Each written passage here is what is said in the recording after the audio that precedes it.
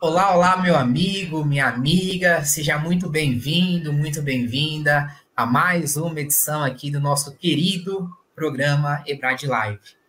E hoje, um dia muito especial, a primeira live do ano de Direito de Família e Sucessões, e como não deixaria de ser, para nós abrirmos com chave de ouro, uma temática super bacana e duas feras no assunto aqui para partilharem esse conhecimento com a gente. Pessoal, hoje nós falaremos sobre a reforma do Código Civil, impacto nos direitos das sucessões. E para isso, como eu disse, temos a honra de recebermos aqui a professora Gisele Dironaca, que é professora titular do Departamento de Direito Civil da USP, doutora e livre docente em Direito Civil pela Faculdade de Direito da USP, patronesse do curso de Direito de Família e Sucessões aqui da EBRAD desde 2018, vale ressaltar, membro fundador e diretora nacional para a região sudeste do Instituto Brasileiro de Família desde 1997, além de ser diretora nacional para a região sudeste do Instituto Brasileiro de Direito Civil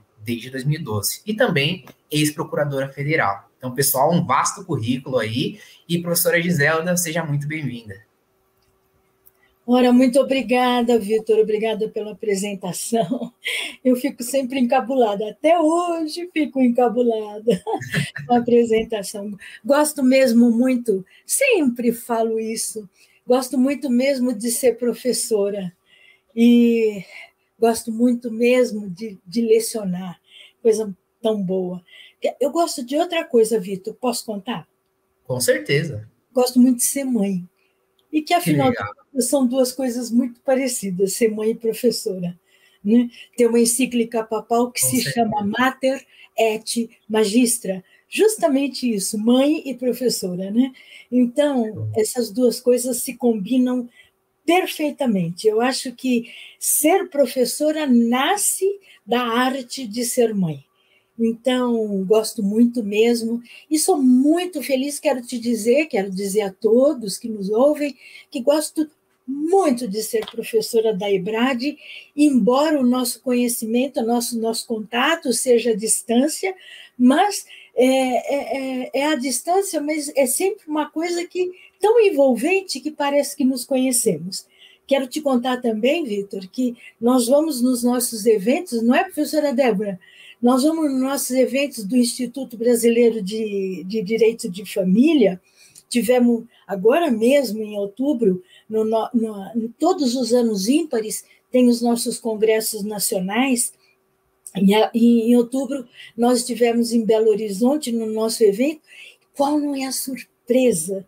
Aqueles alunos, aquelas alunas que chegam com um sorriso até aqui, professora Giselda, professora Débora, com o sorriso até aqui, se olha para aquelas caras lindas, sorridentes. Posso lhe abraçar, professora? Claro que sim, você não sabe bem quem é. Diz assim, sou sua aluna da IBRAD. E daí você entende, por isso que eu não sei quem é, porque os alunos nos veem, nós não vemos os alunos, né? Mas elas nos abraçam, aqueles alunos, aquelas alunas, nos abraçam como se nos conhecessem. Então, isso é altamente compensador. E quero dizer a todos os nossos alunos da EBRAD que nos encontrarem pelos eventos, pelos congressos, por favor, venham nos abraçar, sim, porque nós somos, sim, seus professores e suas professoras queridas e queremos receber, sim, esse abraço. Estou contente de estar aqui nessa EBRAD Live e que nós vamos falar principalmente do nosso direito das sucessões. Não é, professora Débora? Aproveito. Posso aproveitar? Eu fico pedindo autorização, sei que vão me dar, mas eu gosto de pedir. Quero aproveitar, professora Débora, desde 2018, sem o seu auxílio, sem a sua participação, sem a sua supervisão acadêmica, nada disso teria sido possível. Estou falando do fundo do coração, queria estar sorrindo, mas estou emocionada, precisei fechar um pouco. Para lhe dizer muito obrigada, professora Débora.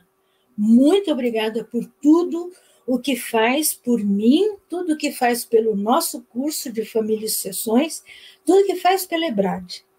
E transformando esse nosso curso nesses anos desde 2018 até aqui, nesse curso vencedor.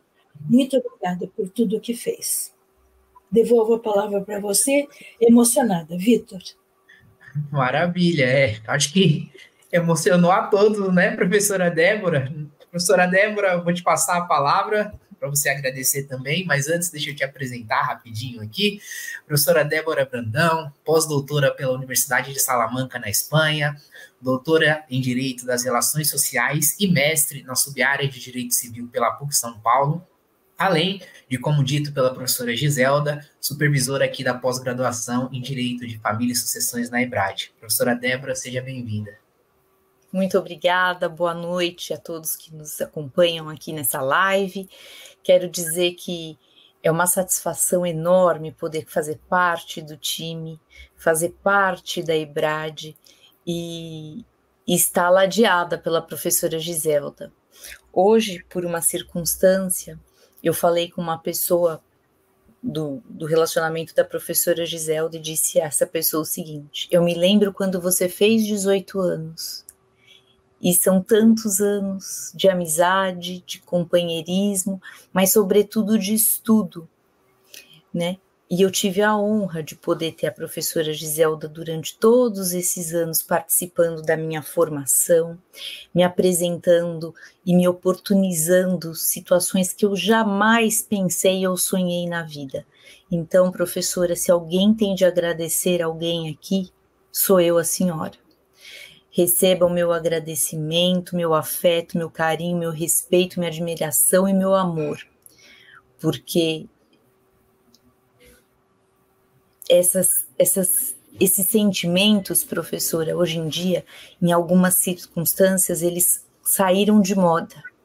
Hoje, aluno, em algumas situações, eles não fazem mais aquela reverência, aquele sentimento de gratidão absoluta, de acreditar que foi pelo esforço do aluno, mas se eu não tivesse a senhora na minha vida, nada disso teria acontecido. Eu tenho clareza a respeito disso. Então, receba, professora, meu carinho, meu amor, minha fidelidade eterna à sua pessoa. A senhora sabe disso. Muito obrigada. Pessoal, fica complicado para nós continuarmos a live aqui, muitas emoções. Não combinamos nada disso, não combinamos.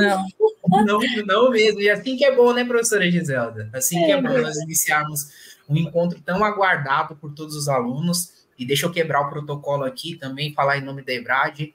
As duas recebem muitos elogios, muitos feedbacks positivos, não só do curso de forma geral, né, que vocês duas, de forma tão grandiosa, estão à frente, mas também da pessoa de cada uma de vocês. Então, em nome da EBRAD, eu já agradeço aqui. Vou falar menos, senão os olhos já estão lacrimejando, mas vamos dar continuidade, né, pessoal? Nosso tema, como eu disse, é a reforma do Código Civil, impacto no direito das famílias e sucessões. E esse nosso encontro, ele vai ser transformado em um podcast. Então, para você que gosta de praticar uma atividade física, sempre inteirado de um assunto relevante, de um assunto bacana do mundo jurídico, tome nota das plataformas onde esse encontro vai ficar disponível de forma gratuita. Spotify, Google Podcast, Apple Podcast, Breaker e Radio Public. Mas já falei por demais, estou aqui também como um aluno dessas duas professoras maravilhosas. Só repassando o tema pela última vez, a reforma do Código Civil, impactos no direito das sucessões. Já passo a palavra para a professora Débora, e para vocês que nos acompanham aqui, não deixem de enviar suas perguntas. Eu preciso falar aqui, o Carlos, que também atua na EBRAD, já está mandando um beijo aqui para as duas professoras, está falando que está acompanhando. Então, temos muitas pessoas aqui durante esse encontro. Professora Débora, é contigo. Boa live para a gente. Muito obrigada, Vitor, uma satisfação enorme. Nós pensamos nessa primeira live com a presença da nossa patronessa, a professora Giselda Hironaka, porque ela é uma das pessoas que integram a comissão de atualização do nosso Código Civil, capitaneada pelo ministro Luiz Felipe Salomão, cuja relatoria ele incumbiu o professor Flávio Tartucci, que também é nosso professor aqui no EBRAD, ladeado pela professora Rosa Maria Neri. Então, nós temos uma comissão muito atuante, altamente especializada, e a professora Giselda é uma das pessoas responsáveis, uma das juristas notáveis responsáveis pela elaboração da proposta em relação ao livro do direito das sucessões. Então, professora, se nós pudéssemos começar contando um pouquinho como é que essa notícia surgiu até a senhora, como é que a senhora se encaminhou para o direito das sucessões, como é que surgiu essa subcomissão. Conta um pouquinho do bastidor, porque o nosso aluno quer saber das mudanças, mas também é tão importante nós termos alguns bastidores que nunca serão escritos. Sim, é verdade. Eu vou começar por uma frase que eu gosto muito. É a frase que quem se dedica ao direito, Vitor e Débora, vocês que são estudantes eternos como eu, quem se dedica ao direito precisa estudar todos os dias. Todos os dias. Então, aqui a nossa escola EBRAD, por exemplo, ela se expõe a isso, ela se dedica a isso, né? Oferecer uma maneira de atualização e de permanência e de abertura para que as pessoas que gostam de estudar, e as pessoas devem estudar todos os dias. A minha vida é assim. A minha vida é de estudar todos os dias. Talvez... Acho que pode ser que tenha pessoas que não acreditem nisso. E eu vou também cometer uma falha aqui para dizer, nós tivemos carnaval agora mesmo e eu fiquei dentro de casa todos os dias de carnaval.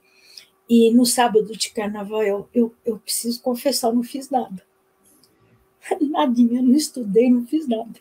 Olha, bem, comi só o que tinha na geladeira, não cozinhei, não fiz nada. Abri a geladeira, o que tinha lá eu comi e, não fiz nada de novo. Então, mas à exceção de um sábado de carnaval como esse, todos os dias da vida, isso que eu queria dizer. O direito é assim. Professor Miguel Reale, Débora, ele escreveu e deixou para nós, em 1940, ele deixou isso para nós escrito, a famosa teoria tridimensional do direito. E ela pode parecer que teoria, que coisa horrível. Não, ela é de uma facilidade tão grande de se compreender, e como ela é tridimensional, ela tem 3 momentos, né? E é assim, fato, valor e norma. Para fato, o professor Miguel Reale explicou, a nossa vida, o mundo em que nós vivemos, Vitor, o mundo em que nós vivemos, esse mundo aqui, à nossa volta, o mundo que se abrir a janela agora e olhar para fora, esse mundo em que nós vivemos, ele é todo feito de fatos sociais, que podem ser, por exemplo, os relacionamentos humanos, o relacionamento que eu e você temos, por exemplo, que eu tenho com a Débora, um relacionamento de amizade que nós duas temos, um relacionamento de contrato que eu tenho com você, Vitor, se eu te vendi uma coisa e você me pagou ou não. E, os relacionamentos de toda a sorte que as pessoas humanas têm, os relacionamentos com os animais, os relacionamentos da natureza, todas as coisas que acontecem nesse mundo se chamam fatos sociais. Quase todos os fatos sociais interessam para o mundo jurídico. Não todos, mas quase todos. E esses fatos sociais, quando eles ganham um valor importante para a sociedade, ela mesma, a sociedade, nós todos, quando esses fatos ganham um valor significativo para a sociedade, e a sociedade começa a reclamar, eu quero esse fato visto pelo direito, eu quero que o direito normatize, eu quero que o direito cuide disso, quando esse valor se torna relevante, então é como se tivesse uma ponte que levasse o fato social para dentro do mundo do direito, e ele, fato social que se transmuda para fato jurídico, compreende? Olha, que magia, né? Estou falando com muita simplicidade, é lógico, mas é isso que acontece. Agora mesmo eu falei de um fato de um fato social chamado amizade, e diz que eu e a Débora temos amizade. Esse fato social não está no mundo do direito. Olha só, é um fato social que todos nós temos amigos, todos nós desse mundo temos amigos, não é? E se um dia, Débora, eu vou dar isso como exemplo, não faça.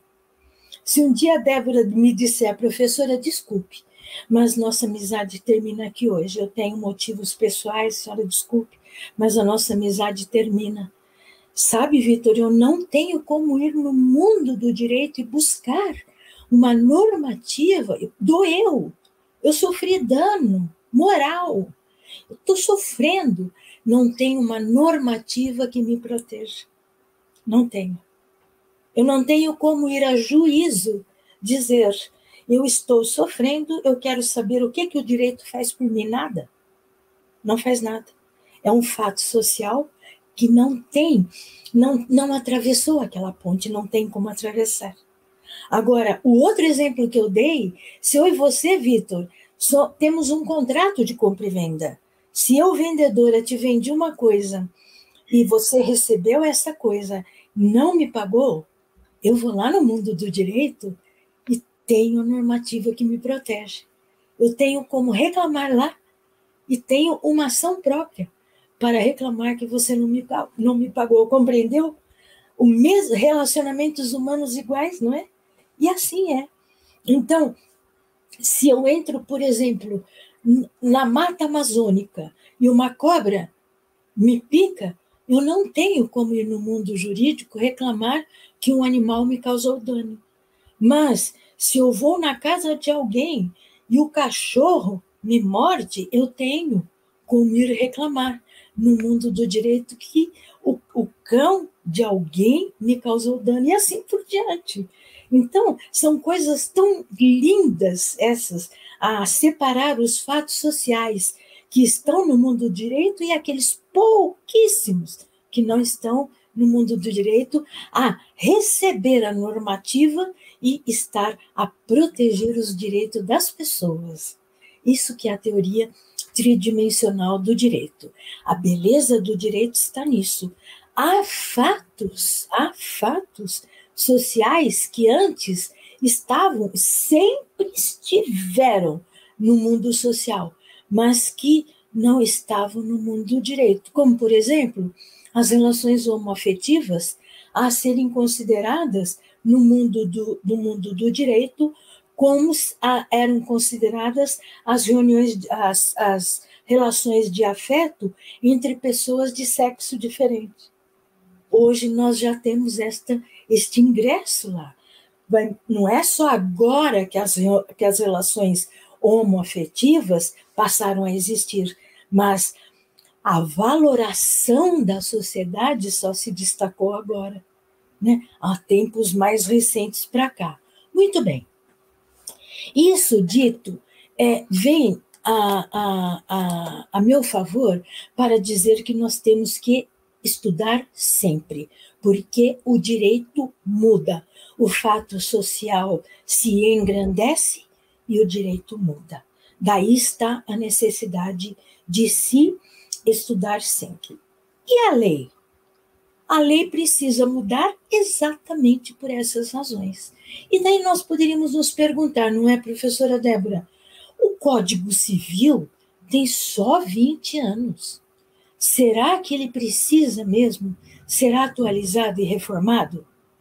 Apenas com 20 anos? Sim.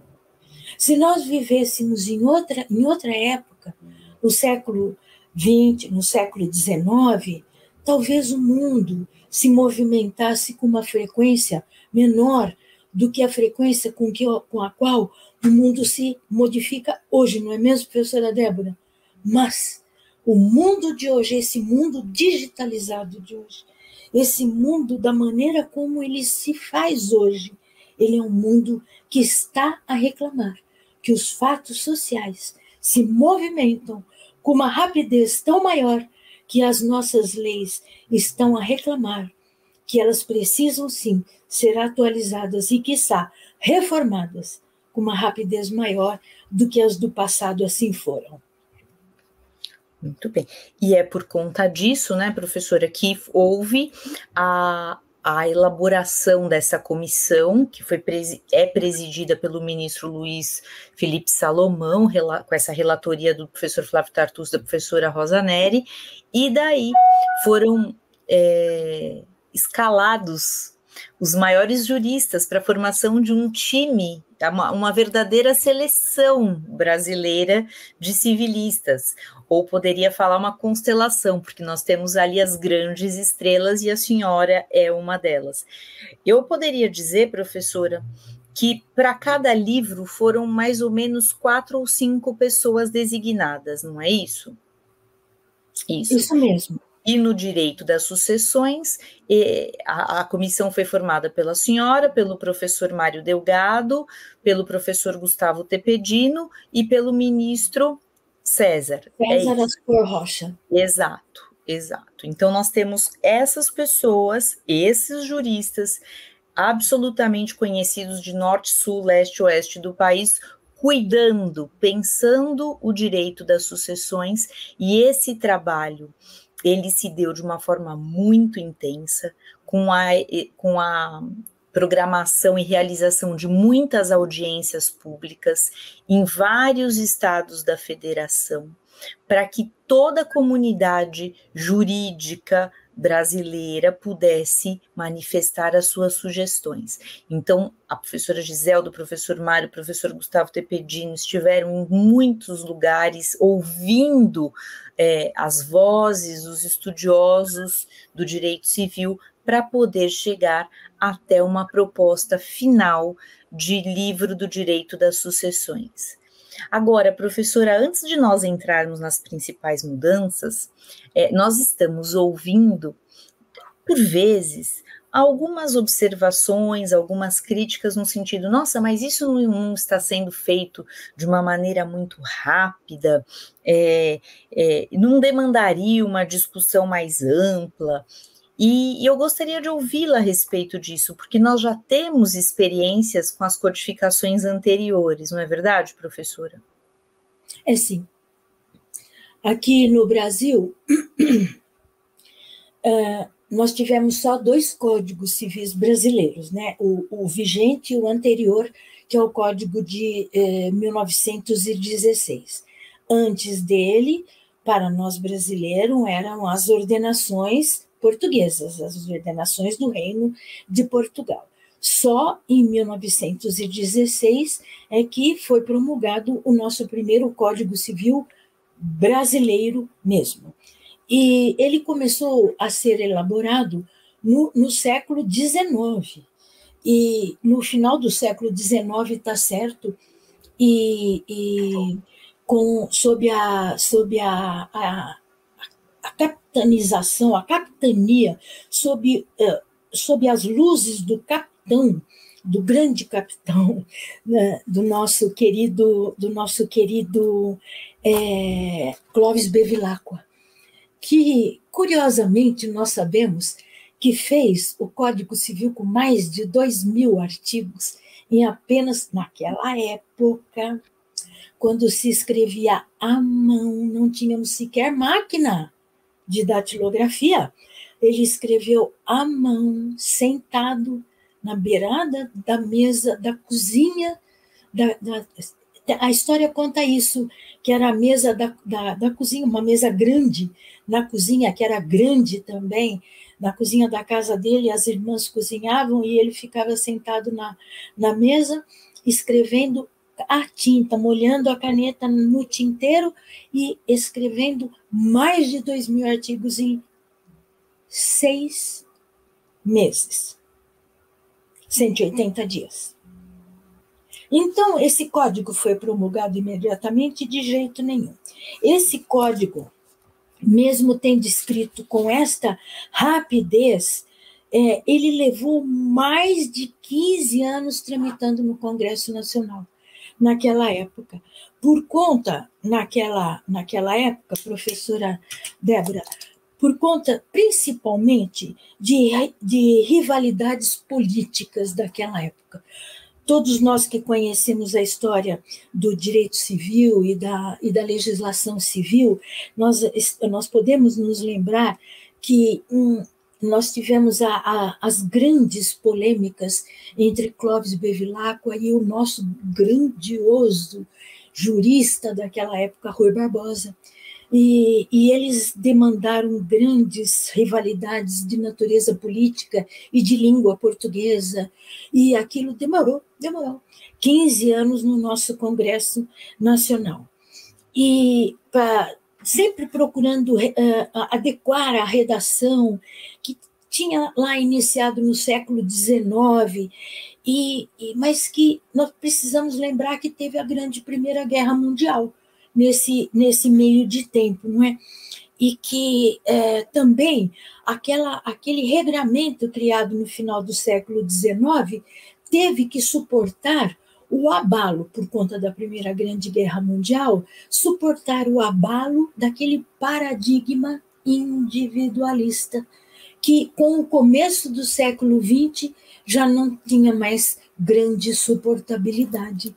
Enquanto se dizia naquela época indivíduo, enquanto se dizia naquela época sujeito, essas expressões já começavam a sofrer as críticas que hoje já são insuportáveis. Já ninguém mais diz indivíduo nem sujeito.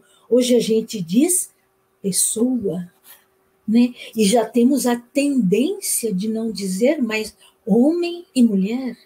Temos a tendência de dizer pessoa, duas pessoas, não é? No direito de família, ao invés de dizer homem e mulher. Muito bem. Este código veio a ser promulgado só mesmo no começo do século XX, no ano de 1916. Quando ele veio a ser promulgado, é possível dizer que ele já estava nascendo velho. O nosso código ora vigente, ele começa, se nós queremos bem saber dele, ele começa a ser movimentado no ano de 1969. Eu mesma, hoje eu tenho 73 anos, eu mesma estava no segundo ano da faculdade de Direito. Esse código tem 20 anos, portanto, quando ele entrou em vigor, se eu tenho 73, eu tinha 53 anos, e eu estou dizendo que quando ele começou a ser movimentado, vou contar rapidamente a breve história dele, eu estava no segundo ano da faculdade de Direito. Ele só foi promulgado quando eu tinha 53 anos. Olha se não é verdade que esse código nasceu velho, né? Não é? Em 1969, o governo do general Costa e Silva, então daquela época, ele cria uma comissão incumbida de atualizar o diploma civil, e essa comissão veio capitaneada pelo professor Miguel Reale, e composta por mais 6 juristas de todo o nosso país, que eram os professores Moreira Alves, Agostinho Alvim, Silvio Marcondes, Herbert Chamun, Clóvis do Couto Silva e Torquato Castro. Torquato Castro justamente é aquele que ficou encarregado do livro do Direito das Sucessões, 1969. Esse código vai entrar em vigor para nós em 2002. Né? Então, quando as pessoas dizem assim, o código só tem 20 anos e já querem modificá-lo, as pessoas se esquecem desse passado. Vitor, você é bom de matemática? Quantos anos tem de 69 até 2002? Arredonda, de 70 até 2030, né? Um ano que ficou para trás, 31. 2 anos até 2002, mais 2, 33. Se a matemática não tiver muito boa, são mais ou menos 33 anos que levou esse código para entrar em vigor. Então, ele não é, assim, uma maravilha de novidade. Ele tem, sim, seus avanços em relação ao código anterior. Porém, a professora Débora sabe isso tão bem, e se nós quisermos falar só do direito das sucessões, e para dar um só exemplo, ele tem retrocessos. Por exemplo, no Instituto do Fideicomisso, ele era muito melhor no Código de 16 e no Código de 2002 ele ficou muito pior. Olha, que coisa, né? Que coisa estranha de se falar para nos referirmos só ao direito das sucessões. Tem sim, tem avanços, mas tem também muitos retrocessos. E quando se fala, a professora Débora perguntou especificamente disso, que há pessoas dizendo que esta comissão formada por 38 juristas de todo o país, divididos em 9 subcomissões, nós fomos chamados e fomos nomeados para essas 9 subcomissões para apresentar o nosso trabalho em 180 dias. Nós fomos nomeados em agosto do ano passado. Nós começamos nossos trabalhos em setembro, início de setembro do ano passado. E para apresentá-los agora, já com a relatoria dos 2 relatores gerais, que são os professores Flávio Tartucci e a professora Rosa Neri, da Pontifícia Universidade Católica, eles 2, os relatores gerais, apresentarmos agora. Quer saber quando que é agora? Hoje, no dia de hoje. Coincidentemente, nós marcamos esta EBRAD Live para o dia de hoje, e coincidentemente é no dia de hoje que os relatores gerais estão apresentando para o ministro Luiz Felipe Salomão, presidente da comissão geral, né, da grande comissão, e que vai levar para o Senado Federal todo o nosso trabalho, 180 dias. Cumprimos o prazo que nos foi estipulado quando fomos chamados para compor esta comissão. Então, nada de correria, nada de atropelo, cumprimos o nosso prazo. Se Clóvis, escrevendo à mão, ele fez em 180 dias, porque nós, com toda a era digital que temos hoje, tudo ao nosso favor, em número de 38 pessoas, mais 2 relatores gerais, 40 pessoas, não poderíamos ter feito em 180 dias. Pois é, assim fica muito claro, né? Quando se descobre a metodologia usada no passado e quando se esclarece a metodologia, percebe-se que não há nada feito de afogadilho, muito pelo contrário, muito bem dividido, muito bem elaborado, muito discutido. Eu posso dizer porque testemunhei, discutido à exaustão. Eu tive Quero um pedacinho, pode me dar um pedacinho? Quando ela disse agora, porque testemunhei, eu quero dizer que a professora Débora, mas outras pessoas, às quais eu agradeço muito, as pessoas do Rio de Janeiro, Ana Luísa Nevares, a professora Rose Venceslau, o professor Romualdo Batista, o professor João Aguirre, o professor Mário Guazelli,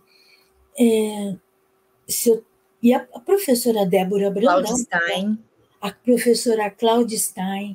Se eu estiver esquecendo alguma, já nós vamos lembrar e vamos nomear. Esse grupo, que não pertencia à subcomissão de Direito das Sucessões, esteve presente conosco nos nossos 100 e tantos dias e nos ajudaram de perto a construir o que conseguimos construir e apresentarmos para os relatores gerais um direito das sucessões completamente moderno. Tão moderno que nós estamos falando de herança digital até. Olha que coisa moderna. Olha que coisa contemporânea. Professor, então vamos falar. Débora, mais uma vez. É lindo, é lindo, é lindo. Vamos contar, então, na sua avaliação, professora, qual foi o maior avanço na proposta da Subcomissão de Direito das Sucessões? O que mais repercute na vida do cidadão, da pessoa que aqui se submete à lei brasileira? Eu deveria ir da sucessão legítima para a testamentária, mas eu vou pedir licença para fazer o invertido, porque na legítima nós temos que parar um pouquinho mais. E então, na testamentária, eu vou passar um pouquinho mais de rapidez, não porque ela é menos importante, mas porque nós, brasileiros, infelizmente, ainda temos medo de fazer testamento. Nós somos uma jovem cultura, nós temos só 500 anos, e somos, portanto, uma jovem cultura, e as jovens culturas, como é o caso da nossa, nós, para fazermos testamento, nós precisamos pensar que temos que falar de morte. Então, nós não queremos falar de morte, né? Então, fala assim, você tem testamento? Eu não, Deus me livre. Pum, pum, pum, bate na madeira, né? Ninguém quer falar de testamento, ninguém quer falar nada que se relacione com a morte. O último censo que nós temos estatisticamente considerado é o censo de 2010. O de 2020 ainda não está estatisticamente considerado. E não temos as estatísticas dele, né, feitas ainda. Ele nos avalia que não chegamos a 3% de brasileiros que têm testamento. Imagina uma coisa dessa, né? Imagina 3% de brasileiros. Então, a sucessão testamentária, ela não é menos importante, ao contrário, ela é importantíssima. Se as pessoas tivessem a ideia de como o testamento é pacificador da vida das pessoas depois que elas morrem, quanto que elas podem deixar o futuro da sua família pacificado por meio do testamento, elas fariam testamento, né? Haveria menos quebras afetivas, quebras fraternais, quebras, sabe, familiares, se as pessoas fizerem, mas não fazem, porque tem medo. Parece que atrai a morte, mas não atrai, não. Bobagem. Bem, mas falando primeiro dos testamentos, né? Nós passamos a considerar isso que estamos chamando hoje em dia e que está na mídia de todo mundo sabe, todo mundo fala, que é a tal da herança digital. Hoje todo mundo tem lá a sua rede social e todas as pessoas me ajudam a falar esses nomes porque eu não sei. Como se chama? Os influencers, como chamam essas pessoas? É isso mesmo, influencer, professor. Que tem não sei quantos milhões de seguidores, etc. E se essas pessoas falecem, isso que deixam, isso se chama herança digital. Aquilo que as pessoas deixam na rede social, nas plataformas sociais, isso se chama herança digital. E pode valer, sim, pode ter um valor patrimonial. Né? Quando muito, quando não, um valor moral altamente discutível. E vai começar a deixar problemas quando essas pessoas começarem a falecer, e já começa a aparecer. Em número muito pequeno por enquanto, mas começa já a aparecer.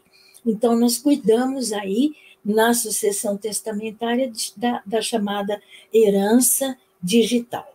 Nós cuidamos de uma outra coisa que, para mim, tem um valor incrivelmente importante, o testamento do cego, sabe? Eu estou falando cego porque não tem nada de errado em falar cego. A pessoa que me ajudou muito a cuidar desse assunto é um colega, doutor em Direito, promotor de justiça no estado da Bahia, professor de Direito no Nordeste, Fernando Gaburri, por quem eu tenho um enorme respeito. Ele é deficiente visual e ele fala de si próprio como cego. Então, não tem erro nenhum dizer cego, né? Então, o testamento do cego era tratado na legislação anterior de um modo a entender que o cego era um completo incapaz. Então, o próprio professor Gaburri, se quisesse fazer um testamento, e ele tem, quando ele foi fazer o testamento dele, ele precisou fazer a leitura, ele precisou ouvir o testamento dele, ouvir que lessem para ele 2 vezes, como se ele fosse completamente inútil. E ele não soubesse fazer toda a linguagem, ele mesmo escreveu o testamento dele, etc. Precisou ouvir 2 vezes. Teve um grande avanço, por exemplo, nesse testamento. Mas vamos voltar agora para a sucessão legítima. No Código de 2002, entraram a favor do cônjuge 2 assuntos bastante importantes, e eu vou pedir para a professora Débora, enquanto eu tomo um pouquinho d'água, falar desses 2 assuntos, como eles entraram no Código de 2002. A concorrência sucessória a favor do cônjuge e a condição de herdeiro necessário a favor do cônjuge. Perfeitamente. Do cônjuge supérstite. Nós tivemos essa introdução dessas 2 matérias no Código de 2002, e isso trouxe uma movimentação muito grande, porque foi, sem dúvida nenhuma, para o direito sucessório, a maior alteração que nós tivemos. No passado, nós tínhamos como herdeiros necessários os descendentes e os ascendentes. E com o advento do Código Civil de 2002, nós colocamos também, após os descendentes e os ascendentes, o cônjuge sobrevivente.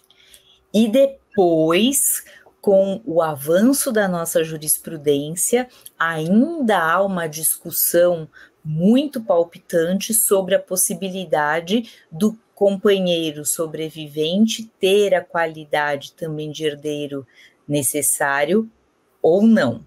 E o que é que significa ser herdeiro necessário?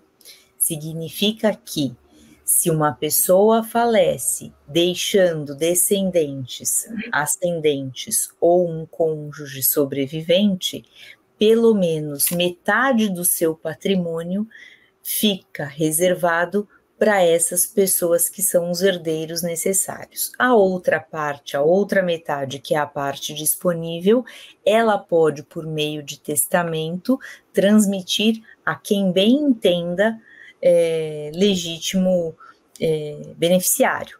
Mas, se eu tenho um herdeiro necessário, filhos, netos, bisnetos, ou então pais, avós, bisavós, trisavós, ou um cônjuge casado, porque hoje em dia a gente tem que fazer essa especificação, porque as pessoas falam, meu marido, mas você se casou? Porque se não se casou, não é marido, é companheiro, daí nós temos uma relação de união estável.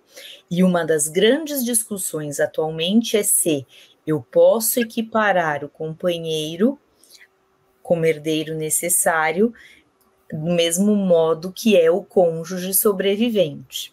Então, nós temos toda essa discussão.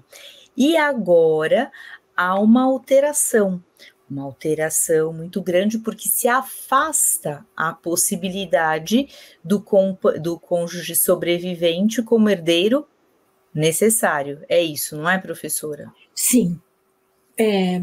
Então, vamos dizer, o grande avanço do Código de 2002 chamar de avanço porque inovou, trazendo essas 2 situações, né?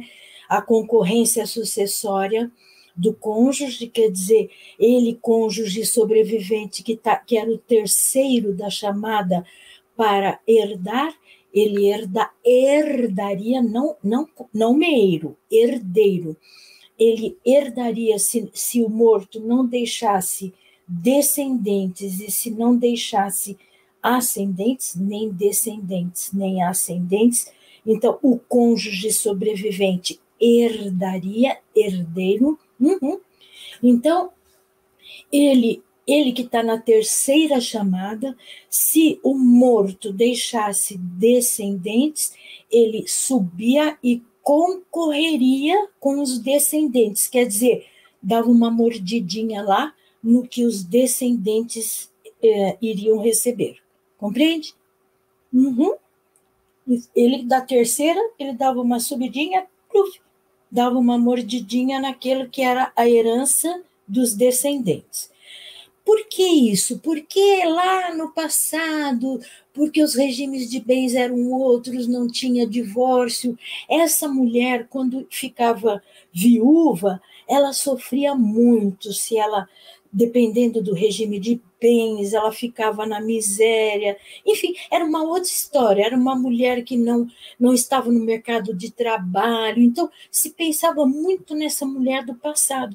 Quando finalmente o código foi promulgado, a mulher era outra, sabe? Anos, décadas depois, a mulher era outra, né? Mas, aí, enfim, inovou o código, trazendo a concorrência sucessória nessa condição para o cônjuge que sobrevivesse. Tá bom. Além disso, deu a ele essa condição, como disse a professora Débora, essa condição de herdeiro necessário, tendo cônjuge sobrevivente, assim como descendente e ascendente, não poderia a pessoa fazer testamento dispondo da metade que se chama legítima dos herdeiros necessários. Só podia fazer testamento dos outros 50%. Tá bom. 2 inovações trouxe esse código. E a reforma? Na reforma ali nós ficamos, não foi, Débora? Nossa! Ficamos, o que nós fazemos com essa concorrência sucessória? Foi o mais difícil. O que nós fazemos com essa condição de herdeiro necessário do cônjuge? O que nós fazemos com isso?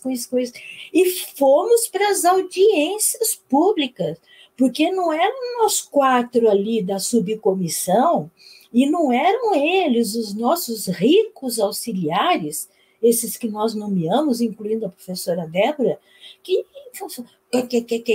nós ali que íamos decidir, intramuros. Nós fomos para as audiências públicas, fomos ouvir as pessoas. E do que ouvimos, nós tiramos 3 alternativas para essas respostas, sabe? Tiramos 3 alternativas. Mantemos como está. Mantemos a concorrência sucessória e tiramos herdeiro necessário. Mantemos a concorrência sucessória, diminuímos o acervo sobre o qual ela incide. Mantemos a concorrência sucessória e diminuímos o acervo sobre o qual ela incide e tiramos herdeiros necessários. Então, nós tínhamos alternativas do que nós fomos ouvindo nas audiências públicas, porque a audiência pública serve para isso, para ouvir a sociedade. Por isso chama pública, né? Para ouvir o que a sociedade pensa. Trouxemos para dentro do nosso subcomissão, estabelecemos as alternativas e votamos. Era o que eu queria? Para falar a verdade, não. Eu queria outra coisa. Queria de outro jeito, mas quem sou eu? Interessa o que a sociedade brasileira quer. Lembra? Lembra do fato social? Lembra? Então, acabamos votando, permanece a concorrência sucessória, mas ela não incide mais sobre os bens particulares, como como acontecia no Código de 2000, como acontece no Código de 2002, e passa a incidir só sobre os bens comuns, aqueles que aquele casal comprou junto, adquiriu junto. Tá bom. Então, foi isso que foi para os relatores gerais. Se nós estivéssemos fazendo esta live 3 dias antes, ela parava aqui. Mas estamos fazendo hoje, Vitor. Então, hoje eu sei o que os relatores gerais, os 2 relatores gerais, resolveram desse assunto. Como é que está indo para o Congresso Nacional? Não é o definitivo. É o que está saindo da comissão de juristas. Quem vai decidir é o Congresso Nacional, tudo bem? A comissão de juristas, por meio dos relatores gerais, os 2, Flávio Tartucci e Rosa Neri, decidiram tirar a concorrência da reforma, voltar como era no Código de 16. Pois é, e daí no Código de 16, eu me lembro muito bem, era o artigo 1603, porque a gente decorou aquilo até não poder mais, né, professora?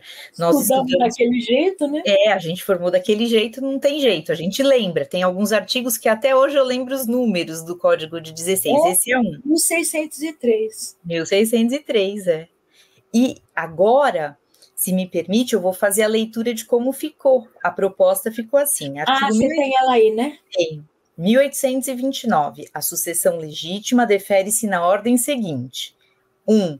Aos descendentes, 2. Aos ascendentes, 3. Ao cônjuge ou convivente sobrevivente e 4. Aos colaterais até o 4º grau. E acabou. Então, aquele concorrência. Não tem mais concorrência. Porque se for no regime de bens-tal, ou se for no regime de bens... Acabou. Acabou, voltou. Igualzinho era no Código de 16. Olha que coisa! Às vezes o avanço é um retrocesso. Exatamente. Mas enquanto você procura o 1845, aí para a gente ver, o que a professora Débora está lendo é o relatório de hoje. Não é interessante isso, Vitor? Que se a gente tivesse feito essa live ontem, a live parava de um jeito e hoje ela está parando de outro. É muito rico, né? Porque é muito atual, né, professora? O que a gente está trazendo aqui nessa live de hoje, provavelmente, tirando os membros da comissão, ninguém sabe. Então, é um furo de reportagem essa live de hoje. E daí, o artigo 1845 diz o seguinte: são herdeiros necessários... Antes de ler, fala do que ele fala. Ele fala dos herdeiros necessários. Quem são os herdeiros necessários? Ou seja, não posso dispor para além da metade que a lei me permite, da legítima, né? Então, eu tenho a parte disponível, aquela metade eu posso... Aliás, isso, né, professora, também foi uma outra discussão gigantesca, porque havia uma proposta que foi muito debatida sobre vamos mexer na legítima, não vamos mexer na legítima, a legítima tende a acabar, vamos deixar em 20%, em 30%, isso também, nós nos debruçamos por muitas horas a respeito desse assunto, e acabou prevalecendo que a legítima deveria ser mantida nos 50%, na metade. Então, esse é um outro dado, porque muita gente ouviu pessoas falando que a legítima iria para 30%, para 20%, mas não. A proposta encerra a legítima, como sempre foi, em 50%. E daí pelo menos até aqui, vamos ver o que o Congresso fala, né? Exatamente. Mas em 1845 para nós. São herdeiros necessários, os descendentes e os ascendentes. Ponto. O cônjuge não está mais. Voltou para o Código de 16. Eu queria saber se nós estamos deixando bem claro, Vitor, que no dia de hoje, isso que nós estamos falando agora é a proposta que vai sair da comissão de juristas dos 40 e vai para o Congresso Nacional. Ainda não vai. Ainda vai de novo ser colocada para debates. Ela vai sair no mês de abril. Ela vai para o senador Pacheco, Rodrigo Pacheco, ela vai no começo de abril. Ainda de 1º de abril a 5 de abril, todos da comissão estaremos em Brasília durante uma semana para a última discussão, para o último arredondamento de tudo isso. No dia de hoje, isso que nós estamos falando aqui agora, a respeito desses assuntos, é como saiu da relatoria geral hoje. Exato, é isso mesmo. Professora, eu acho que um outro ponto que seria oportuno nós falarmos com os nossos, não é telespectador, como é que a gente fala aqui, Vitor? Eu costumo utilizar alunos para tudo, porque eles gostam disso, então... Então, tá bom, eu ia falar assinante, mas se é aluno, é aluno. Então, o que nós vamos falar aqui para os nossos alunos é a alteração no direito real de habitação, não, professora? Nós tivemos também ali a questão da inserção das pessoas com vulnerabilidade, né? Eu estou aqui com o artigo, posso ler? Faz favor. Olha só, ao cônjuge ou convivente sobrevivente que residia com o autor da herança, ao tempo de sua morte, será assegurado qualquer que seja o regime de bens e sem prejuízo da participação que lhe caiba na herança, o direito real de habitação relativamente ao imóvel que era destinado à moradia da família, desde que seja o único bem a inventariar. Aqui nós não temos muita discussão, mas agora introduziram parágrafos. Parágrafo 1º. Se ao tempo da morte viviam juntamente com o casal descendentes incapazes ou com deficiência, bem como ascendentes vulneráveis ou ainda as pessoas referidas no artigo 1831-A, caput, e seus parágrafos deste Código, o direito real de habitação há de ser compartilhado por todos. Explica dando exemplo.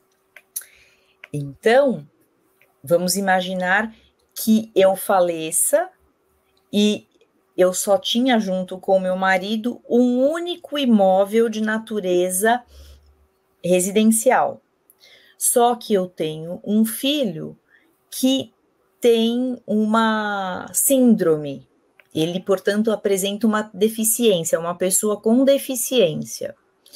Então, o direito real de habitação vai ser exercido de comum acordo entre o meu filho e o meu marido, que é o cônjuge sobrevivente. Então, não se deixa mais o direito real de habitação exclusivamente para o cônjuge sobrevivente, mas nós deixamos também para as pessoas que têm vulnerabilidades, deficiência, que precisam de um olhar mais humanista, mais sensível e, portanto, o Código se debruça para beneficiar o vulnerável, a pessoa vulnerável. Isso. Então, essa é uma das grandes coisas que foram mudadas de grande sensibilidade, né? É muito importante. Isso muito mesmo. Importante isso. Isso mesmo. Outra coisa, né, professora, que também mudou é aquela questão dos 2 anos, porque antes, para você deixar de receber a herança, você precisava estar separado de fato há mais de 2 anos. O cônjuge sobrevivente que estava separado de fato há menos de 2 anos do falecido ainda poderia receber. Agora isso acaba. No artigo 1830, que recebe uma redação nova, aparece assim: somente é reconhecido o direito sucessório ao cônjuge ou convivente sobrevivente se, ao tempo da morte do outro, não estavam separados de fato, judicial ou extrajudicialmente. Pronto. Então saíram os 2 anos. Eu fiquei procurando aqui esse meu texto e não encontrei. Você ficou de me mandar? Tá aqui. Vou mandar agora, professora. Tá no porque nosso... daí eu consegui acompanhar. Claro, agora aqui, ó. E daí, professora, sabe uma outra coisa que talvez os nossos colegas... Pronto, foi. Que os nossos colegas apreciem, porque não conheço uma pessoa que conheça esse assunto mais que a senhora. Como é que era o fideicomisso no Código de 2002 e qual é a grande mudança que a gente tem agora para o fideicomisso voltando a ser o que era, com essa grande função social? Só se a gente for lá para ver como é que os relatores deixaram. Porque a gente ainda não leu tudo isso aqui, né? Vamos lá. Não. Então, é muita coisa. É muita.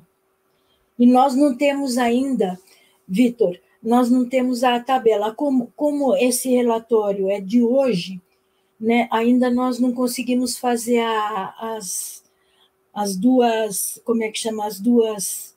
A comparação, né? Os 2 quadros comparativos, sabe? Mas com relação a isso, sem problemas. Depois da live a gente disponibiliza para os alunos, a gente sobe esse material para eles também acompanharem. Podem ficar tranquilos quanto a isso. E tem coisa que eu estou vendo aqui, que tem coisa que ainda está para votação, viu? O 1886, estou passando nele aqui, está para... tem coisa para votação. Quer ver? Vou mostrar... Você vê como as coisas não estão terminadas. Deixa eu ver se eu consigo. Não, né? Não consigo. Não, né? Não dá. Aqui está escrito assim: 2 versões para votação. Versão do professora Rosa Neri, manter. Versão professor Flávio Tartucci, revogar. Olha só. Né? Então, por isso que ainda a gente vai até abril para... É mesmo, estou vendo aqui. É isso mesmo. Sobre legado, né? Aqui, ó. 1950... Aqui, 1951. 1951. Pode o testador instituir herdeiros ou legatários, estabelecendo que, por ocasião de sua morte, a herança ou legado se transmita ao fiduciário, pessoa natural ou jurídica, resolvendo-se o direito desse por sua morte, extinção, implemento de condição ou advento de termo, em favor de outrem, que também pode ser pessoa jurídica ou natural, já nascida ou concebida, ou ainda pessoas não concebidas, determinadas ou determináveis. Portanto, surge aí uma nova redação para o fideicomisso. Sim, e você vê quantos artigos são, né? Você viu a quantidade de artigos e quantos que foram revogados. E para nós, Vitor, quem da EBRAD, né, que dá aula nesse nosso curso também, e que é a mais expert em fideicomisso é a professora Cláudia Stein. Então, nós poderíamos pensar numa outra EBRAD Live, depois da gente conseguir examinar melhor o ponto de hoje da matéria, como ela está, fazermos as colunas comparativas e tudo, e, quiçá, uma EBRAD Live só para o fideicomisso, porque o fideicomisso é muito difícil. Então, precisaria começar, não assim com a simplicidade que a gente começou hoje, mas explicando o que é fideicomisso para o nosso aluno, sabe? E com uma paciência um pouquinho maior. É verdade, é verdade. E assim, eu acho que nós levantamos, com toda a tranquilidade do mundo, os pontos mais importantes relativos ao direito das sucessões. Não é mesmo, professora? Esquecemos alguma coisa? Ao menos por enquanto. Exato.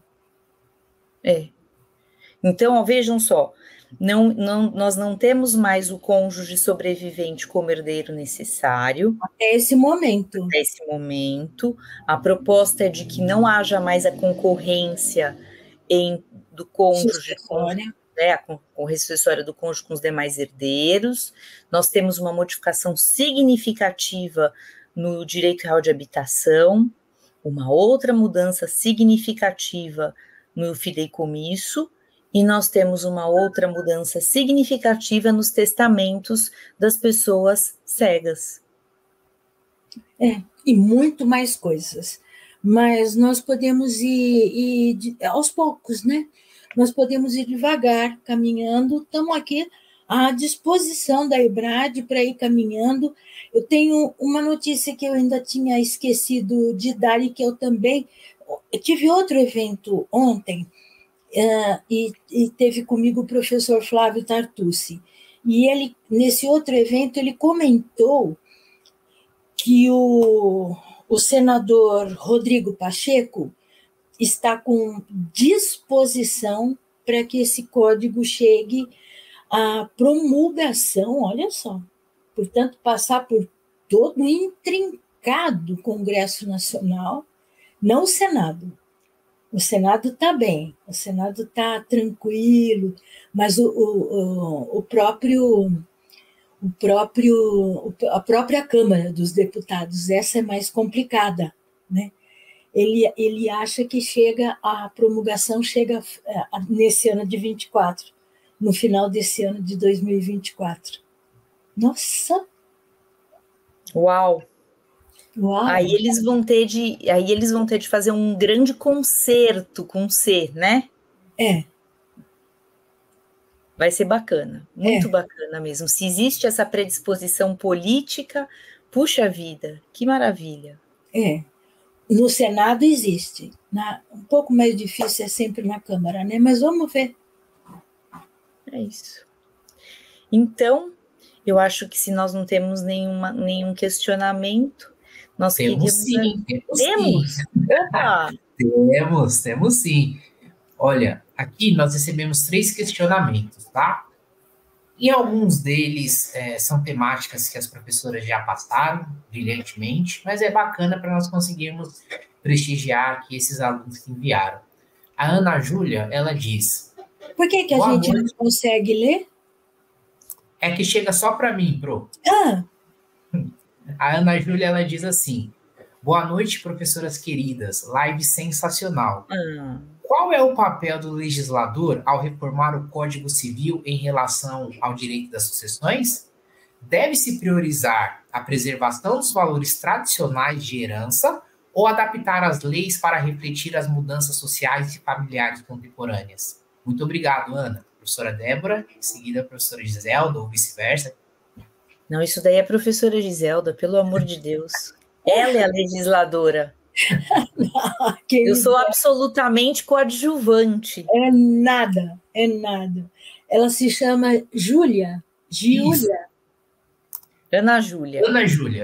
Ana Júlia. Oi, Ana Júlia, obrigada. Obrigada primeiro pela sua questão, pelos seus elogios, obrigada. Mas, então, querida, exatamente isso, né?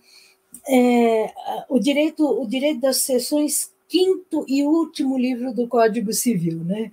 E a legislação civil, essa coisa gigantesca que cuida da vida de todos nós, cada um de nós, essas pessoinhas que vivem aqui nesse mundo, cada um de nós, né? Desde o momento, a gente costuma falar isso, né? Desde o momento que a gente nasce com vida até o momento que a gente morre. Desde antes da gente nascer, porque cuida também dos interesses do nascituro e cuida das coisas que são dos interesses familiares para depois da nossa morte. Então, nós nascemos, nós vamos assumindo nossas obrigações, nós nos responsabilizamos pelos danos que nós cometemos, nós acabamos por fazer os nossos primeiros contratos. Quando nós começamos a ganhar os nossos dinheiros, nós vamos adquirindo as nossas propriedades, vamos fazendo a nossa vida. Um dia, que bonito, nós nos apaixonamos, vamos fazendo nossas famílias, nos casamos ou vivemos em união estável e vamos prosseguindo, temos os nossos filhos, os nossos netos. Como não somos eternos, um dia nós morremos, né? E daí exatamente chega o direito das sucessões. O direito das sucessões é assim, tem como pressuposto a morte. Por isso ele é o último livro do Código Civil, o quinto livro da parte especial e o último livro do Código Civil, exatamente porque pressupõe a morte. Ele não pode ser tradicional, embora tendo como pressuposto a morte, porque a morte, embora seja essa coisa tão fechada e única, mas a morte não é o único pressuposto do direito das sucessões, mas senão também a transmissão por força do chamado droit de saisine, lembra disso? No momento exato em que a pessoa falece. Eu estou olhando aqui no meu relógio, eu mesmo falecendo agora, 20 horas e 43 minutos, faleço exatamente agora. E a minha filha é a Débora Brandão, minha única sucessora. Nesse exato momento, 20 horas e 43 minutos, aquilo que eu tenho imediatamente se transmite para a minha filha Débora. Se transmite, ainda que ela não saiba da minha morte, ainda que ela não saiba, porque eu faleço em outro lugar que não o Brasil, ou porque eu faleço dentro de uma UTI, ela não sabe, não importa se ela sabe ou não sabe, ela já é proprietária daquilo que era o meu patrimônio, e às 20h43 o que era meu patrimônio se transformou na minha herança. E se transmite essa herança para ela.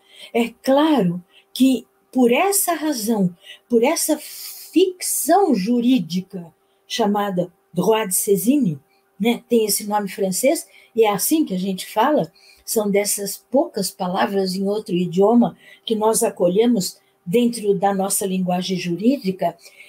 É por essa razão que o direito das sucessões, que tem essa cara de ser imutável, não é. Não é. Ele, dentro daquela teoria tridimensional do direito com a qual nós começamos essa live de hoje, ele também tem os fatos da vida que vão se movimentando e nós precisamos estar atentos para aqueles fatos da vida, de maneira a valorizá-los de tal sorte que eles precisam entrar para a ordem do direito. Para não precisar falar de bens digitais de novo, que não tinha na época de Clóvis Bevilacqua, que não tinha ali na época de Miguel Reale, mas que tem hoje, na época do ministro Luiz Felipe Salomão e do senador Rodrigo Pacheco. Esta era da tecnologia digital que tem agora na casa de todos nós. Cada um de nós provavelmente está com o seu telefone do lado, cada um de nós está falando para o computador. Quando foi que nós imaginamos, agora mesmo, que estaremos falando sozinhos, né? Eu preciso dizer que eu tenho um cachorro, agora hoje ele não está aqui, mas que quando eu falo com o computador, ele fica olhando o cachorro olhando para a minha cara e dizendo: o que está acontecendo com ela? Né? O cachorro fica olhando assim com aquela cara de cachorro, sabe aquela cara de cachorro? Olhando como quem diz assim: o que está vendo? Né? Então, quando que nós imaginamos que nós estaríamos nesse novo padrão? Quanto que nos trouxe de coisa diferenciada a própria pandemia? É ou não é? E essa rede social que todos nós temos, quer queiramos, quer não queiramos, não gosto de rede social, temos. Pode não ter todos, mas temos alguma. Temos pelo menos o famoso Zap. É ou não é? Por isso, minha querida Ana Júlia, é por isso que os fatos da vida social se mudam também, para o direito das sucessões, esse que parece ser o mais tranquilo de todos os direitos. Obrigada, minha querida. Maravilha. Ó, nós recebemos mais uma pergunta aqui, agora é da Júlia Poleto. Ela diz assim: a possibilidade de um testador destinar o patrimônio disponível de 50% exclusivamente para um dos filhos não seria um caso de discriminação contra os outros filhos? O novo código versa sobre isso? Pode responder, Débora.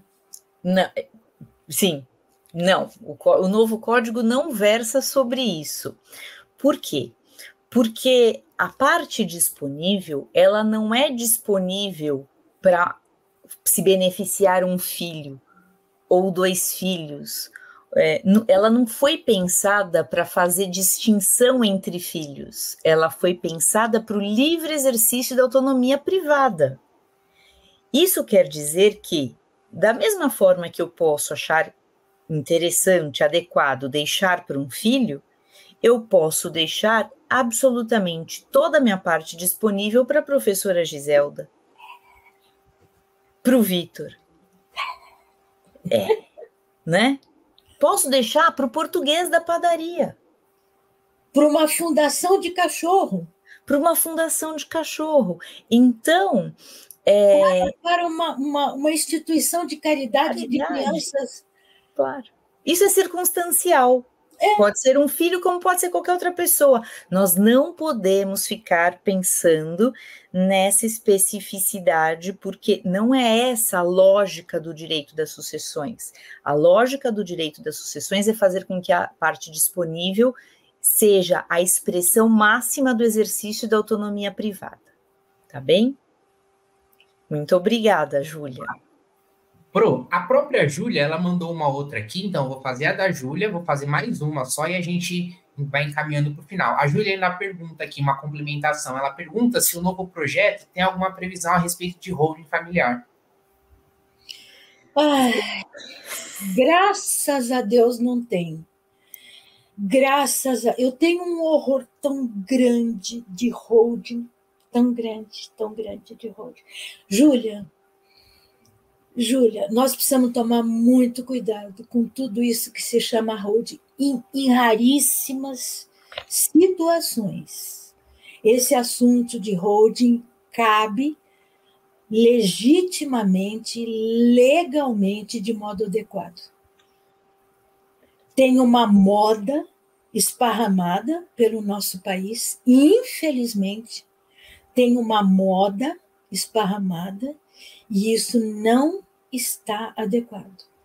Não só para você eu respondo isso, mas respondo de um modo geral. Todos nós precisamos tomar muito cuidado. Muito cuidado. De vez em quando vem umas coisas desse tipo, vem uns assuntos que pegam assim uma moda e se esparramam de um tal jeito que todo mundo pensa que chegou a magia que ninguém havia pensado. Nós precisamos tomar cuidado. Maravilha. Não então... que holding não sirva para nada, mas não com esse modelo de ser a chave do céu. Não é. Maravilha. Vou fazer o último. O Código Civil não tem nada de holding, não. Boa. O último questionamento aqui é do Cássio Cruz. Ele fala: olá, pessoal, boa noite. Professoras, como as reformas no Código Civil podem afetar as dinâmicas familiares e as relações intergeracionais?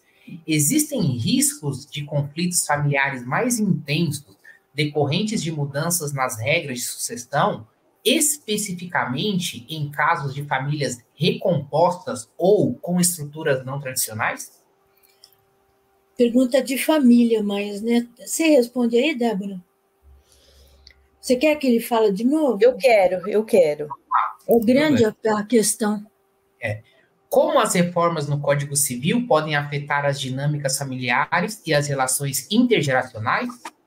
Existem riscos de conflitos familiares mais intensos decorrentes de mudanças nas regras de sucessão, especificamente em casos de famílias recompostas ou com estruturas não tradicionais? Não.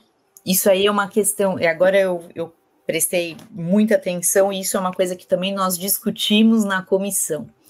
Por quê? Nós tínhamos a regra dos 40 da reserva, lembram-se da reserva do cônjuge no caso de ter o quarto filho, e isso acabou.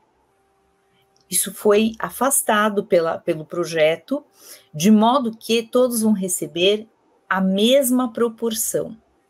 Então, não existe mais a reserva em favor do cônjuge sobrevivente se esse cônjuge sobrevivente tem mais de 4 filhos. As cotas são todas iguais. Nessa medida, nós não temos nenhum tipo de alteração que traga prejuízo para as famílias recompostas. Muito pelo contrário, nós no passado tínhamos a fórmula TUSA, a fórmula não sei o quê, a fórmula não sei o que lá, para trabalhar com filhos comuns, filhos exclusivos. Acabou. Agora todo mundo recebe a mesma cota, não é isso, professora? É aquilo que foi a minha tese de titular na Faculdade de Direito da Universidade de São Paulo, e a fórmula não é TUSA, não, a fórmula é do professor... do Gustavo, né? Não. É do professor Fernando Pérez, que é matemático da USP. E então, é porque teve uma discussão, quero dizer, discussão acadêmica, né?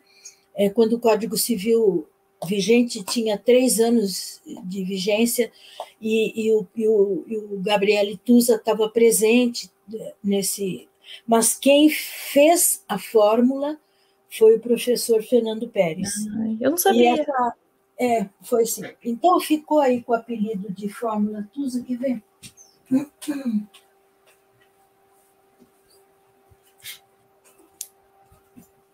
E ela acabou por entrar aqui no meu livro Morrer e Suceder, que é a minha tese de professor titular, para professor titular na Faculdade de Direito da Universidade de São Paulo.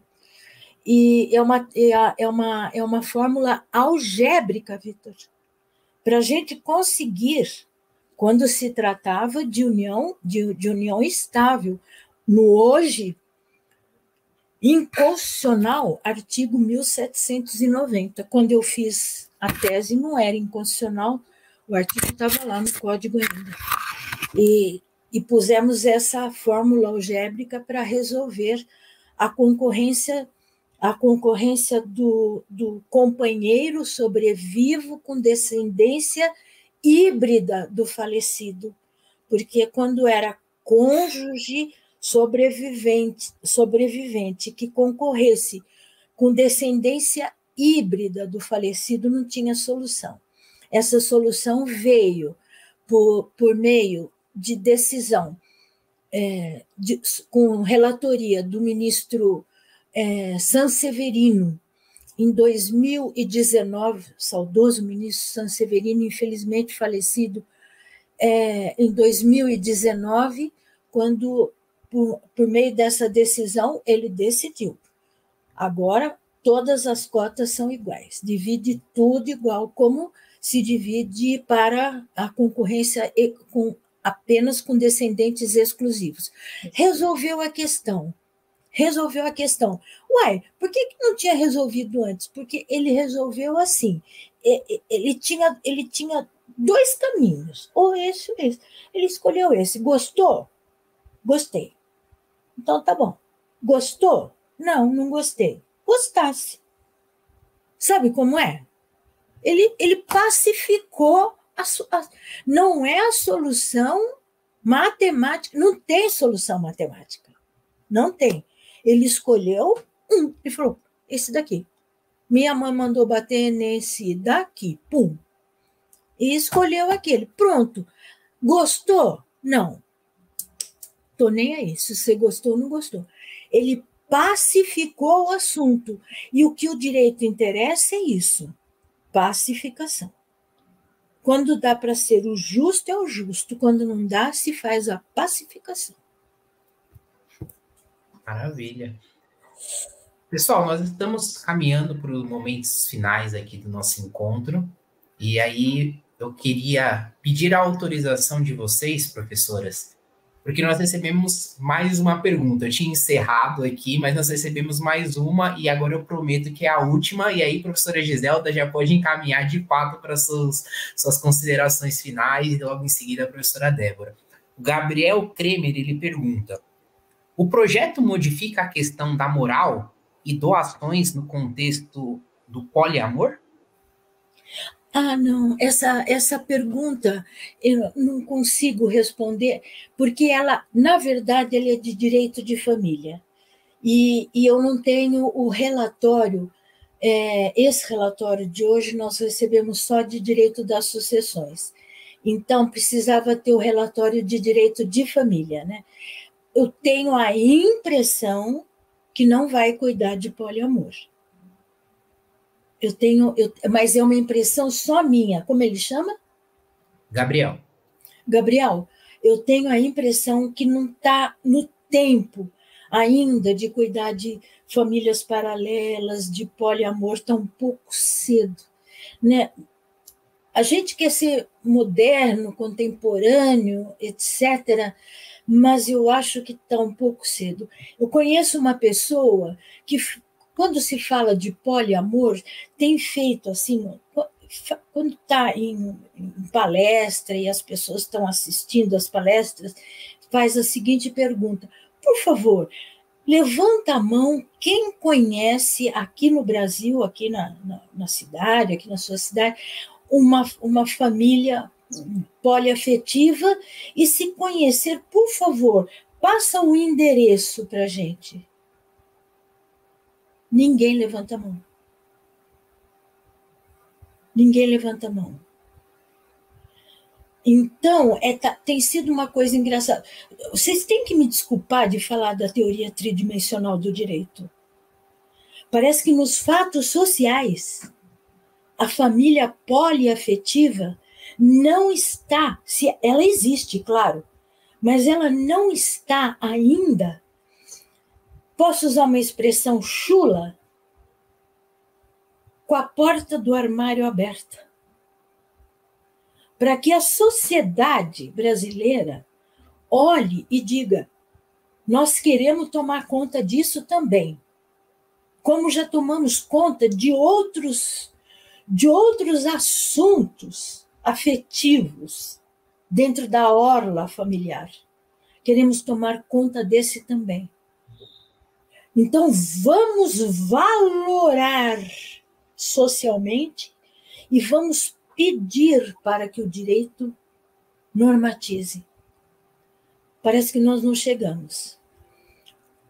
Pergunta para ele, pede para ele responder aqui se ele conhece uma família poliafetiva, sem ser aquela uma americana que aparece na televisão. Maravilha. Então, Gabriel, se você quiser responder, pode Gabriel, mandar. você conhece, Gabriel? Eu, para falar a verdade, eu conheço um trisal. E eu sei o endereço. São poucos. Então, 21 horas, professora Débora, suas considerações finais, logo em seguida, a professora Giselda também, e eu já passo a palavra para vocês mais uma vez. Muito obrigada, mais uma vez, uma satisfação enorme poder participar de uma EBRAD Live com a nossa patronesse, professora Giselda, que mais uma vez, com toda a sua cultura jurídica, com todos os seus ensinamentos, colabora para a construção de um direito melhor, de um direito civil mais justo para a nossa sociedade. Isso é motivo de muito orgulho, de muita alegria, e eu queria também, na qualidade de supervisora acadêmica, agradecer a EBRAD pela confiança no nosso trabalho, pela oportunidade de nós estarmos aqui e de sempre trazermos o melhor que nós pudermos aos nossos alunos. Sendo assim, então, agradeço a todos, convido a todos que venham estudar conosco, matriculem-se, os cursos estão sempre sendo atualizados, com todo o carinho, com toda a atenção que o direito de família e o direito das sucessões merecem. Então, muito obrigada, professora Giselda, muito obrigada pela oportunidade, Vitor, pessoal da técnica, e muito obrigada a você que esteve conosco essa noite toda e nos deixou aqui essa possibilidade de compartilharmos essas novidades com todos os ouvintes. Muito obrigada. Professora Giselda? Gabriel? O Gabriel respondeu aqui, ele falou que não, ó, realmente não conheço. É tudo no quesito teórico, né? Amigos de amigos, e aí por aí vai. Pois é, Gabriel. Mas um dia haverá de ser, viu, Gabriel? Um dia, como já aconteceu com tantas outras coisas, né? Nesse nosso mundo, as famílias poliafetivas, as famílias paralelas, as famílias paralelas, aliás, é um jeito que precisa... Posso, Vitor? Posso falar um pouquinho? Quando a gente fala de famílias paralelas, é no plural, porque é uma família aqui, a outra aqui. Muitas vezes é um homem só, tem uma mulher aqui, outra aqui. Às vezes casado aqui, união estável aqui, às vezes união estável aqui, mas duas. Então, é no plural. Agora, família poliafetiva é no singular, porque é todo mundo dentro da mesma casa. Então, pode ser, normalmente, um homem e várias mulheres, mas todos na mesma casa. Por isso é no singular. Família poliafetiva. Encontrei isso na internet sobre... Posso falar? Olha a tecnologia aí, professora. A Siri te traindo. Que esse celular fala comigo, me repete, né? Que coisa absurda. Então, Gabriel, precisamos que as famílias poliafetivas nos apareçam para nós, né? Para nós as valorizarmos e as conduzirmos para a normativa jurídica. Elas não estarão no nosso código, provavelmente não. Então, Ana Júlia, Gabriel, muito obrigada. E a todos vocês que nos assistiram, muito obrigada. Vitor, obrigada. Débora, meu coração, obrigada por tudo. Ebrade, obrigada por nos receber. Nós estamos aqui sempre às ordens. Muito, muito, muito obrigada. Carlos, você deve estar por aí, um grande abraço. E quem estava conosco na técnica era o... Daniel. O Daniel. Oi, Daniel. Obrigada, Daniel. Um grande abraço para todos vocês. Até. Professoras, muito obrigado. Em nome da EBRAGE, estamos no final realmente, mas eu não posso deixar de agradecer em nome da EBRAGE. Vocês, como sempre, muito solícitas, né, a participarem aqui dos encontros. Abrimos 2024 com essa live de Direito de Família e Sucessões com chave de ouro. Então, com certeza, será um ano sensacional. Para vocês que nos acompanharam até aqui, que nos mandaram suas dúvidas, muito obrigado pela participação. No chat aqui, o pessoal está mandando um abraço para todo mundo, o Carlos, Gabriel, todo mundo elogiando esse encontro. E isso aqui foi apenas uma pincelada de tudo o que nós temos ali no nosso conteúdo vasto do curso de pós-graduação em Direito de Família e Sucessões, tão bem capitaneado por essas duas professoras sensacionais, pessoal. Então, professoras, mais uma vez, muito obrigado e até um próximo encontro. Tchau, tchau para todos.